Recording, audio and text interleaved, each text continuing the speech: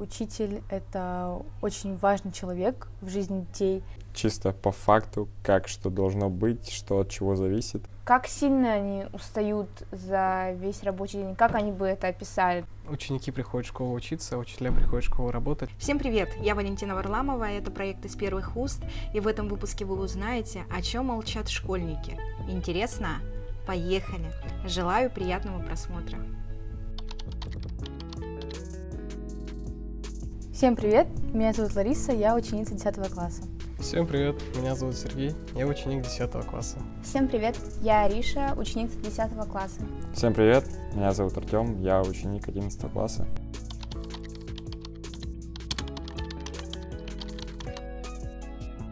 Я думаю, что нет, так как учитель — это очень важный человек в жизни детей, и нужно своими словами, наставлениями очень поддерживать детей, а в целом дети — это очень сложные создания, так сказать, и мне кажется, это очень тяжелый труд. Нет, честно говоря, нет, потому что на учителя лежит большая ответственность воспитания и обучения детей, поэтому я считаю, что нет, это очень сложно. Я думаю, что учителем быть тяжело, потому что это морально и физически тяжелая профессия, ведь ты должен обучить детей грамотности, не только грамотности, но и донести им свою мысль, ведь у каждого учителя своя мысль и подача учения детей, и поэтому, чтобы быть учителем, нужно иметь, я считаю, хорошее ментальное здоровье в первую очередь. Думаю, учителем быть довольно сложно, так как в данной профессии нужна какая-либо сдержанность, требовательность, сплоченность с классом, с учениками.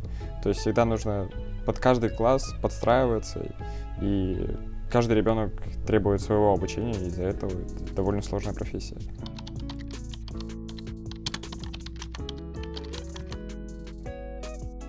Конечно, я помню своего первого учителя. Этот учитель для меня был как вторая мама, если так можно сказать. Я до сих пор поддерживаю с ней общение, каждый день вижу с ней. И вообще хотела бы сказать ей, что она прекрасный человек, которого я очень люблю и благодарю за все годы обучения с ней. Да, несомненно, я помню своего первого учителя, поскольку об этом невозможно забыть, это первые 4 года. Конечно, сейчас мы с ней контактируем, общаемся. Вот сейчас бы я хотел с ней поговорить, пожелать ей всего самого лучшего и поблагодарить за то, что она сделала для меня. Да, я ее помню. Я бы ей очень хотела сказать, что я ей безумно благодарна за то, что она дала мне хороший фундамент в начальной школе, и то, что она всегда была справедлива по отношению к нам, и ко мне, собственно. И желаю ей здоровья большого и крепкого. Да, я помню своего первого учителя, и сейчас я бы хотел сказать такие теплые, душевные слова в знак благодарности того, что из меня такого маленького бездаря сделали какого-либо человека и поставили как личность. Вот. Спасибо вам большое.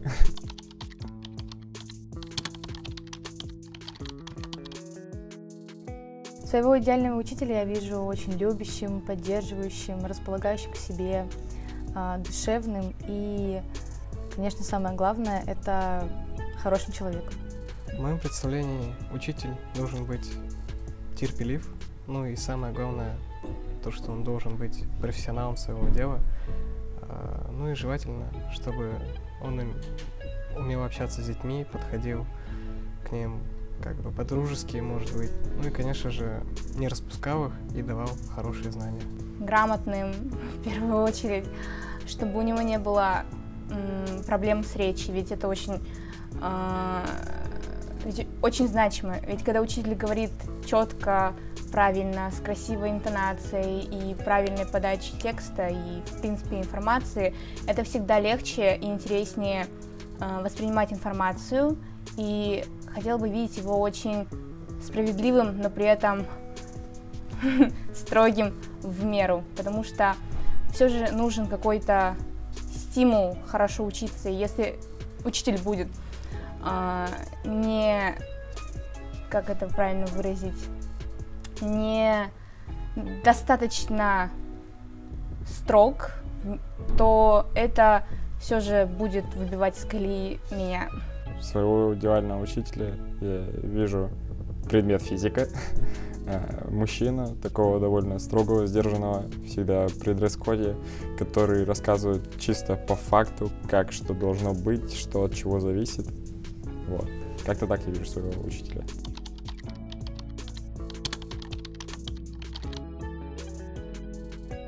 Мой идеальный урок не состоит из каких-либо криков или, естественно, тяжелых контрольных. Мой идеальный урок состоит в понимании, спокойном тоне, заданиях, которыми вы занимаетесь с учителем вместе, который вам все объясняет и спокойно дает время на подумать или же на разные размышления. Урок, на котором пару раз можно ответить у доски, желательно без контрольных, ну и без проверки домашнего. Мой идеальный урок — это когда присутствует яркая и красочная презентация, и учитель доносит всю информацию своими словами, без шаблонных текстов и заученного информации, которую я могу найти в интернете, чтобы было легче воспринимать информацию. И также, когда учитель дает обратную связь ученикам, в помощи или в советах, или просто как личность. Мой урок, который будет выглядеть в идеале, он такой более общительный, но при этом у него есть свои рамки, там есть рамки дозволенного, но при этом он в такой более свободной, общительной форме, и чтобы все были на своей волне в равных условиях.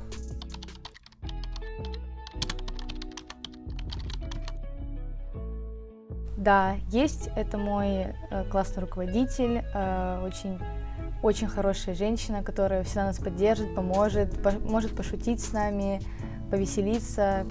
В общем, это мой идеал. Да, в школе есть такие учителя, их несколько, и с каждого учителя можно взять понемножку что-то хорошего. Да, есть. Это моя первая учительница и учительница обществознания и права. Она очень активная, очень живая, с ней очень легко общаться. У нее замечательная, красивая, грамотная и четкая речь, которую я безумно восхищаюсь, и мне всегда очень интересно на ее уроках. Думаю, да, есть такие учителя. Чтобы брать с кого-либо пример, не знаю, каждый по-своему уникален, у каждого свой подход, поэтому, чтобы, если обобщенно взять с каждого какой-либо кусочек примера, то да.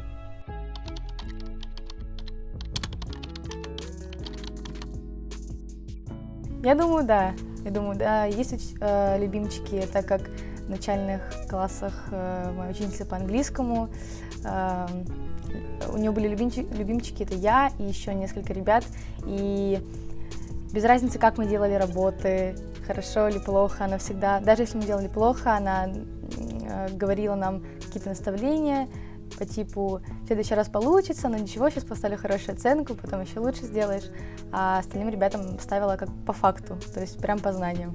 Честно скажу то, что иногда бывают такие подозрения. Учитель тот же самый обычный человек, поэтому я думаю то, что все равно к кому-то он может относиться немного лучше, кому-то он может немножко с предрассудком, но как такового я думаю то, что нет, вряд ли. Я думаю, да, есть, но в нашей школе такого, как можно сказать, фаворитизма такового нету, и этому я очень рада, но мне кажется, все-таки у каждого человека, у каждого учителя есть человек, который им нравится больше, но при этом нету какой-то дискриминации или слишком возвышения одного ученика над другими. Ну, мне кажется, любимчики, это как-то уже ушло, скорее всего. Есть, так сказать, дети, к которым они относятся и понимают, что это дети способные, а есть отдельная часть, кому нужен свой подход.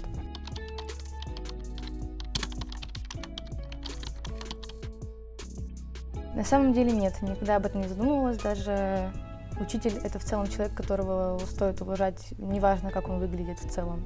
Мне кажется, это самое последнее, о чем нужно думать. Учителя тоже люди, но я думаю, то, что ученики приходят в школу учиться, а учителя приходят в школу работать, и их внешний вид должен соответствовать общественным нормам, думаю, и деловому стилю. Я думаю, да, важен, ведь от учеников требуют опрятности, и чтобы они ходили в школьной форме или просто официальном деловом стиле. И поэтому я считаю, то, что учителя также должны придерживаться этого правила. Многие сказали бы сейчас нет, типа там, кому как удобно, тот так и ходит. Но мне кажется, что учитель — это человек, на которого ты в первую очередь смотришь на уроке, следишь за ним, за его жестами, опрятностью. Поэтому да, учитель должен быть опрятно одет, там, с чистой головой, не знаю, чтобы от него приятно пахло.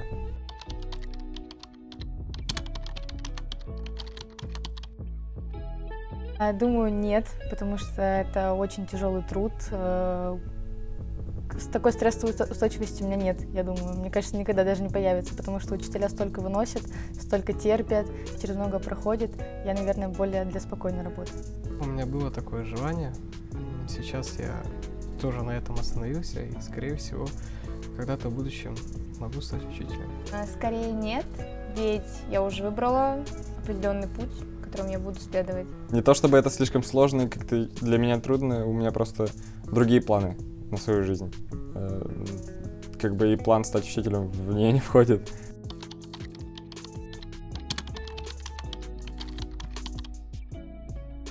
Я думаю, учителя после уроков несут домой тяжелые сумки с тетрадями, приходят домой, конечно же, все это проверяют. Ну, у каждого еще есть своя семья, дети, мужья, жены, поэтому, конечно же, уделяют время семье. А так, я думаю, даже внешкольная деятельность у них связана с работой, то есть проверка тетради и так далее. После уроков каждый учитель, я в этом абсолютно уверен, хочет отдохнуть, просто прийти домой и лечь в кровать.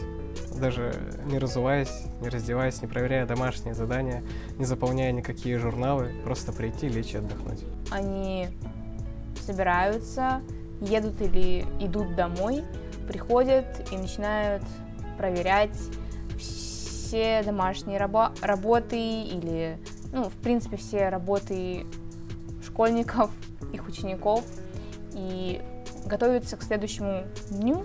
Занимаются проверкой там, домашнего задания, если собрали тетрадки, проверкой каких-либо контрольных, а также составлением планов на уроки, которые у них идут завтра, там, на следующий день пойдут.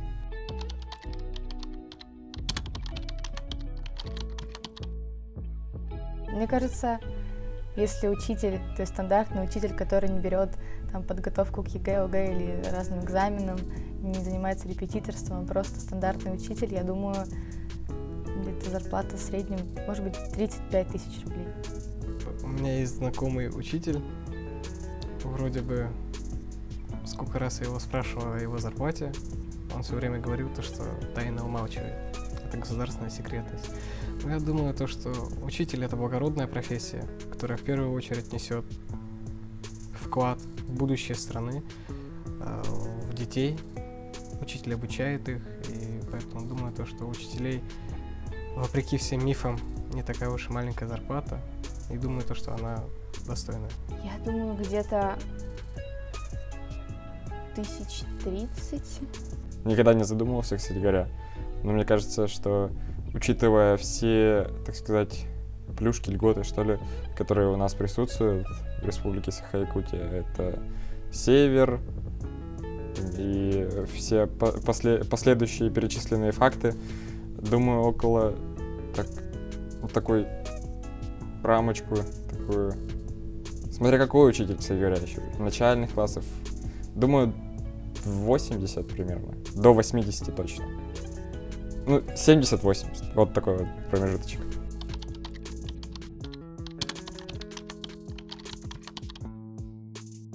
Насколько тяжело по 10-бальной шкале учить старшеклассников? Я бы хотел задать один вопрос одному учителю о том, как он справляется со всем этим, со всей суматохой и с этой нагрузкой. как сильно они устают за весь рабочий день, как они бы это описали? То есть, как бы, я устаю как собака, или я устаю как мама, которая только что родила ребенка и заботится о нем. Мне действительно интересно, потому что я такого пока еще не испытывала. Интересно, если, допустим, у учителя есть сын или дочка, и этот учитель преподает у него или у нее в классе, как они общаются дома. Типа, в школе есть свои рамки, то, что к учителю обращаются на «вы» и так далее. Это все понятно. А вот как они соблюдают такую дисциплину дома? Это интересно.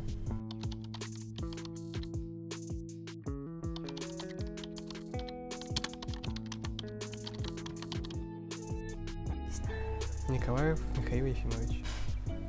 Не знаю.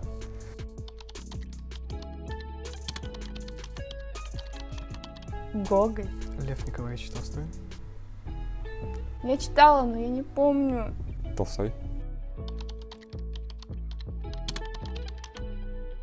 10. 10. 10. 10.